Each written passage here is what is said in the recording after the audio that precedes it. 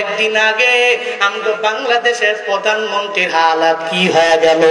দেশের প্রত্যেকটা সেক্টরে এত পরিমাণ জুলুম করলো, নির্যাতন করলো। নিজে মনে করলো আমি বাংলাদেশের পুরো ভূখণ্ডের মালিক। নিজে মনে করলো আমার এলাকায় আমার লোকের অভাব নাই, আমার গোপালগঞ্জের সব লোকেরা চাকরি পাবে, এরাই ক্ষমতায় থাকবে। নিজের দেশটাকে সুন্দর করার জন্য পাগল পারা হয়ে গেল। দুর্নীতি করতে করতে করতে করতে যখন শেষ সীমানায় পৌঁছে গেল, আল্লাহ কয় এই ভূখণ্ডের মালিক হলাম আমি আল্লাহ। আমি আল্লাহ ধরি ধরি ধরি না, ধরলে কিন্তু সারি না, ঠিক কিনা? আমি আল্লাহ এতটুকু বুঝতে পারছি, ওই বান্দার ভিতরে অহংকার চলে আসছে। শুধু আমি আমি করে বলে এই জেলার মালিক আমি, ওই জেলার মালিক আমি, এই দেশের মালিক আমি, ওই দেশের মালিক আমি। যখন তার ভিতরে আমি আমি আমি আমি চলে আসলো, মানে তার ভিতরে আমিত্ব যখন ঢুকে গেল, রবের তো বুঝার বাকি নাই। আল্লাহ কয় আমি আল্লাহ হলাম মালিকুল মুলক, এই পুরা সব রাজত্বের মালিক হলাম আমি আল্লাহ। তোরে মায়া করে কোন একটা দেশের প্রধানমন্ত্রী আমি আল্লাহ বানায়া দিলাম, তোমারে মায়া করে কোন একটা জেলার ডিসি আমি আল্লাহ তোমারে বানায়া দিলাম। আমি আল্লাহ তোমারে মায়া করে কোন ইউনিয়নের বড় চেয়ারম্যান বানায়া দিলাম।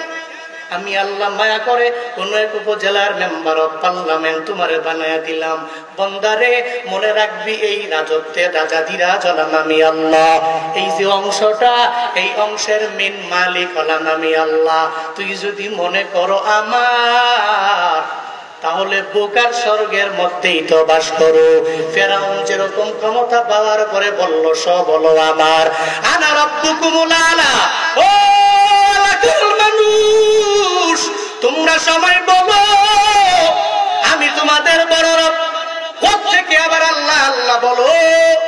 ওই আল্লাহ বাদ দাও, আমি তো তোমাদের বড় রব, আমাকে বড় বড় রব বলো, আমাকে বড় ইলাহ বলো। ফেরাউনের পরিণতিটা এমন পরিণতি হয়ে গেল, আল্লাহ কয় আমি হলাম রাজা দিরাজ, আমার রাজত্ব নিয়েও টানাটানি করে। আবার ভিতরে তার আমিত্ব চলে আসার কারণে পরিণতি ভালো হয় নাই। ও বান্দারা, নমরুদের পরিণতিটাও তো দেখছনি, ভালো হয় নাই। ইব্রাহিম নবীরে বলে তোমার আল্লাহর সাথে যুদ্ধ হয়ে যাবে, একটা মাঠের মধ্যে আসো। ওই জায়গায় আল্লাহকে তীর মারে প্রথম আসমানের দিকে মেরে বলে, এই ইব্রাহিমের খোদা, তোমার সাথে যুদ্ধ করার জন্য ময়দানে নেমে আসলাম। ওই নমরুদের পরিণতি বান্দা দেখছো, ভালো হয় নাই। ও বান্দা, কত দূর যাওয়ার দরকার নাই, তোমার চোখের সামনেই তো এখন দুদুল্যমান অবস্থা। এখনো তো অন্তর থেকে মুছে ফেলাও তো সম্ভব হবে না। মৃত্যু পর্যন্ত একটা মানুষ এই জালেমের বিচারটাকে ভুলতে পারবে না। এই যে কয়েকদিন আগে আমরা বাংলাদেশের প্রধানমন্ত্রীর হালাত কি হয়ে গেল। দেশের প্রত্যেকটা সেক্টরে এত পরিমাণ জুলুম করলো, নির্যাতন করলো। নিজে মনে করলো আমি বাংলাদেশের পুরো ভূখণ্ডের মালিক। নিজে মনে করলো আমার এলাকায় আমার লোকের অভাব নাই, আমার গোপালগঞ্জের সব লোকেরা চাকরি পাবে, এরাই ক্ষমতায় থাকবে। নিজের দেশটাকে সুন্দর করার জন্য পাগল পারা হয়ে গেল। দুর্নীতি করতে করতে করতে করতে যখন শেষ সীমানায় পৌঁছে গেল, আল্লাহ কয় এই ভূখণ্ডের মালিক হলাম আমি আল্লাহ। আমি আল্লাহ ধরি ধরি ধরি না, ধরলে কিন্তু সারি না, ঠিক কিনা? আমি আল্লাহ ধরা হলো এমন ধরা, ধরার মানুষ কেমন বড় ধরা জানো? এমন বড় ধরা আমি আল্লাহ দেই রে বান্দা। তুমি ওই সময়ে তোমার বাহিনীদেরকে ডাকবা, আমাকে বাঁচানোর জন্য যত চেষ্টা করা লাগবে তোমরা করো। এরপরে তোমার বাহিনীগুলো বাঁচাইতে পারবে না। শেখ হাসিনা যেদিন বাংলাদেশ থেকে পারবে ইন্ডিয়া চলে যাবে, ওই দিন যাওয়ার পথেও সকাল 10টা-11টার সময় পদত্যাগ নামা দিতে রাজি না। 3 বাহিনীর প্রধানদের ডাকলো, ও বাহিনীর প্রধানেরা আমার সামনে আসো, 10,000 ছাত্রও যদি মারা লাগে মাইরা ফেলো, এরপরে আমার ক্ষমতার মধ্যে থাকা লাগবে, এরপর আমি নেতা হওয়া লাগবে, এরপরেও মানুষের উপর জুলুম করা লাগবে, এরপরেও মানুষের উপর নির্যাতন করা লাগবে। আল্লাহ কয় তোর এমন ভাবে আমি আল্লাহ পেঁচায়া ধরবো, তোমার পার্সোনাল সেক্রেটারি পর্যন্ত তোমার উপকারে আসবে না।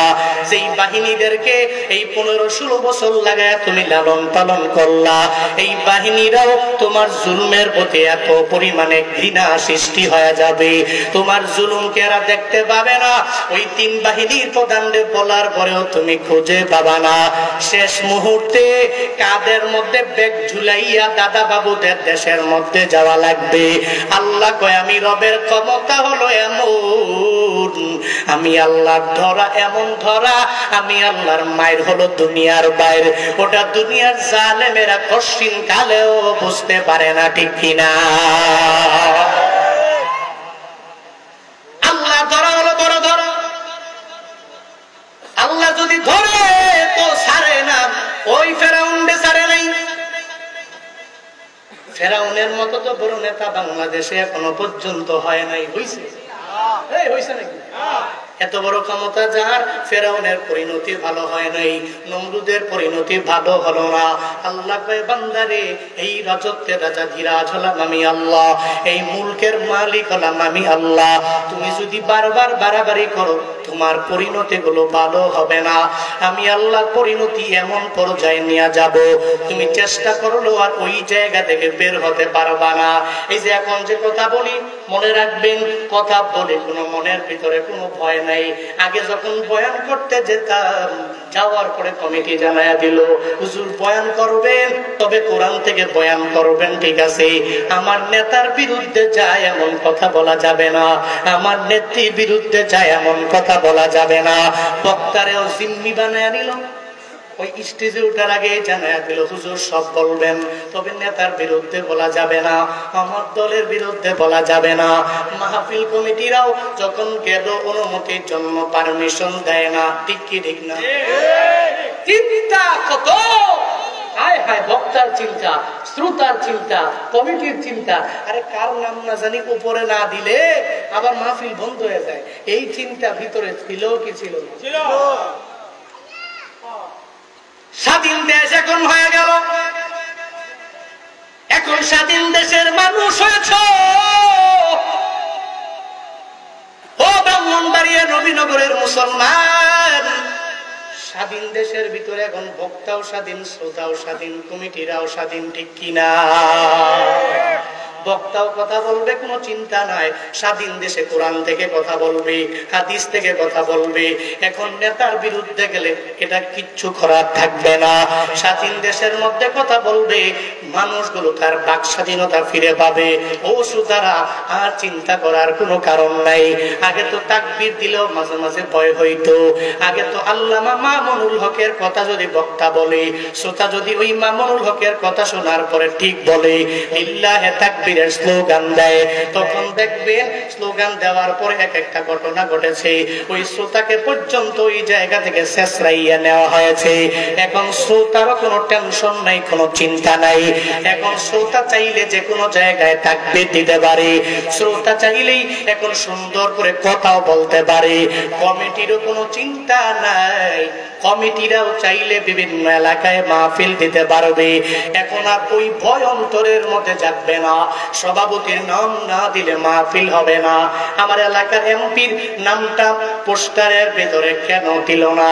একটা বড় ইসলামী মহাসম্মেলনটারে সব ভণ্ডুল করে দিল, বলে এটা হওয়া যাবে না। আমার এমপির নাম কেন উপরে দিলা না, কেন নিচে দিলা? এ কারণে তোমার এলাকায় মাহফিল হবে না। আর কোনো চিন্তা নাই। যারা একথা বলতো এরা তো একটাও বাংলার জমিনে নাই। দেখো না, ক্ষমতা হয় কি লাভ, এত পাওয়ার হয় কি লাভ? এতদিন পর্যন্তই ক্ষমতা দেখাইয়া দেখাইয়া মানুষের উপর জুলুম করে। আল্লাহ কই এমন ভাবে ধরছি, চুরি কইরাও যাইতে পারি না, পাসপোর্টটা দিয়াও নিজের রিয়েল পাসপোর্ট দিয়া যেতে পারে না, ভিসা থাকার পরেও দেশ থেকে বের হতে পারে না। দেশের সর্বোচ্চ লেভেলের কোটিপতি সালমান এফ রহমান দরবেশ বাবা যাওয়ার সময় আবার নৌকা দিয়া নিজের রূপটাকে পরিবর্তন করে দাড়ি কামায়া যায়। আল্লাহ কয় তুই এরপরেও ছাড় পাবি না। আমি আল্লাহ ধরা তো এমন ধরা, এখন ধরছি আর ছাড় পাবি না। দেখেন নাই দরবেশ বাবারা, দেখেন নাই দেশের সর্বোচ্চ লেভেলের কোটিপতি ধনী মোস্ট রিচেস্ট ম্যান বাংলাদেশে পরিণতি কেমন হয়েছে? পরিণতি দেখেন নাই? ডিবি অফিসে যে ব্যক্তি আসি ছাড়া ঘুমায় না, বড় বড় দামি ল্যান্ড ক্রুজার ছাড়া চলে না। আল্লাহ কয় এমন ভাবে ধরছি, অন্যের টাকা মাইরা আরামে ঘুমাও, আরামে খাও। একবার, দুইবার, তিনবার, চারবার, 10 বার, 1 বছর, 5 বছর, 10 বছর, 15 বছর আমি আল্লাহ আছি তো? আল্লাহ কি নাই? এই ফেরাউনকে আল্লাহ ধ্বংস করেছে, ওই আল্লাহ কি এখন নাই? যেই নমরুদকে আল্লাহ ধ্বংস করেছে, ওই নমরুদ কি নাই? আছে? নমরুদ নাই, কে আছে? নমরুদ নাই। যেই নমরুদকে সৃষ্টি করেছে আল্লাহ, ওই আল্লাহ আছে। আবু জাহালকে সৃষ্টি করেছেন যে আল্লাহ, তাকে ধ্বংস করেছে আল্লাহ, ওই আল্লাহ কি এখন নাই? ওই আল্লাহই তো তাকে ধ্বংস করেছে। এখন এখন আমাদের কাজ হবে কি? আমরা করব কি? আমাদের কাজ হলো দেশটাকে 15 বছর 16 বছরে দুর্নীতি করতে করতে করতে দেশের অবস্থা কি? আমি এই যে ব্রাহ্মণবাড়িয়া শহর দিয়ে আসলাম, মানুষের এত কষ্টের চলাফেরা, যাতায়াত ব্যবস্থা এত খারাপ, মানুষগুলো কেমনে চলে? শহরের ভিতরে আধা ঘন্টা এক জায়গায় বসে থাকা লাগবে। এই ভয়ে আমি করছি কি, থাক গাড়ি আমার যদি গর্ত দিয়ে নেওয়া লাগে তো গর্ত দিয়ে নিব। আমি বললাম যে ইউটার্ন নিয়ে সঙ্গে সঙ্গে শহর থেকে বের হবে, বাইপাস দিয়ে আসা লাগবে না, কিন্তু প্রোগ্রামে আসতে পারতাম না, আরো 1 ঘন্টা লাগবে। আজকে বৃহস্পতিবার, এমনিতেই জ্যাম, শহরের যানজট অনেক বেশি, শহরের ভিতরে এক জায়গায় প্রায় আধা ঘন্টার জ্যাম দেখাচ্ছে। আমি ঘুরে বাইপাস দিয়ে আসলে দেখি হায়